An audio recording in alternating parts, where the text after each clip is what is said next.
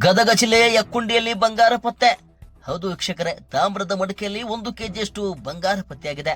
ಮನೆಯ ತಳಪಾಯ ತೆಗೆತಿರುವಾಗ ಸಿಕ್ಕ ಬಂಗಾರವಿದು. 1 ಕೆಜಿಯಷ್ಟು ಬಂಗಾರ ಪತ್ತೆಯಾಗಿದೆ. ಹೌದು, ಮನೆಯ ತಳಪಾಯ ತೆಗೆತಿರುವಾಗ ಯಕ್ಕುಂಡಿಯಲ್ಲಿ ಬಂಗಾರ ಪತ್ತೆ. ಬಾಲಕನಿಗೆ ತಾಮ್ರದ ಮಡಿಕೆಯಲ್ಲಿ ಪತ್ತೆಯಾದ ಬಂಗಾರ ಇದು. ಅಚ್ಚರಿಗೊಂಡ ಬಾಲಕ ಸಂಬಂಧಪಟ್ಟವರಿಗೆ ತಿಳಿಸಿದ್ದಾನೆ. ಪುರಾತನ ಕಾಲದ ಬಂಗಾರವಿದು. ಗದಗ ಜಿಲ್ಲೆಯ ಐತಿಹಾಸಿಕ ನಾಡು, ಬಂಗಾರದ ಬೀಡು. ಯಾವುದೇ ದುರುಪಯೋಗ ತೆಗೆದುಕೊಳ್ಳದೆ ಬಂಗಾರವನ್ನು ಸರ್ಕಾರಕ್ಕೆ ಒಪ್ಪಿಸಿದ್ದಾನೆ ಬಾಲಕ ಗದಗ ಜಿಲ್ಲೆಯಲ್ಲಿ.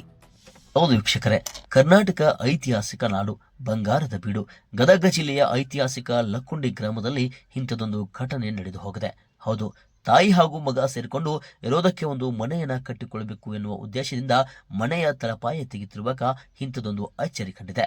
ಹೌದು, ಮನೆಯ ತಳಪಾಯ ತೆಗೆತಿರುವಾಗ ಆ ಬಾಲಕನಿಗೆ ಒಂದು ತಾಮ್ರದ ಮಡಿಕೆ ಸಿಕ್ಕಿದೆ. ಆ ತಾಮ್ರದ ಮಡಿಕೆಯನ್ನ ನೋಡಿ ಆ ಬಾಲಕ ಅಚ್ಚರಿಗೊಂಡು ಅದನ್ನ ಅವರ ತಾಯಿಗೆ ತೋರಿಸಿದ್ದಾನೆ. ಅವಾಗ ಅವರ ತಾಯಿಗೆ ಏನು ತೋಚದೆ ಗ್ರಾಮದ ಹಿರಿಯರನ್ನ ಕರೆಸಿದ್ದಾರೆ. ಅವಾಗ ಗ್ರಾಮದ ಹಿರಿಯರು ಬಂದು ಸಂಬಂಧಪಟ್ಟ ಅಧಿಕಾರಿಗಳನ್ನ ಕರೆಸಿದ್ದಾರೆ. ಅವಾಗ ಸಂಬಂಧಪಟ್ಟ ಅಧಿಕಾರಿಗಳು ಬಂದು ಆ ಒಂದು ತಾಮ್ರದ ಮಡಿಕೆಯಲ್ಲಿರುವಂತ ಬಂಗಾರವನ್ನ ಪರಿಶೀಲನೆ ಮಾಡಿದ್ದಾರೆ.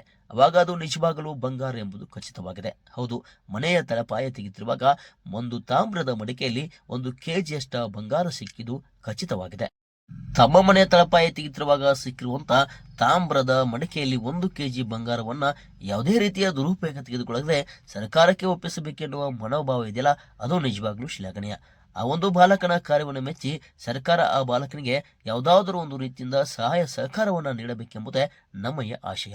ವರದಿ ಮಾರುತಿ ಕುಳಲಿ, ಜನತಾವಾಣಿ ನ್ಯೂಸ್, ಕರ್ನಾಟಕ.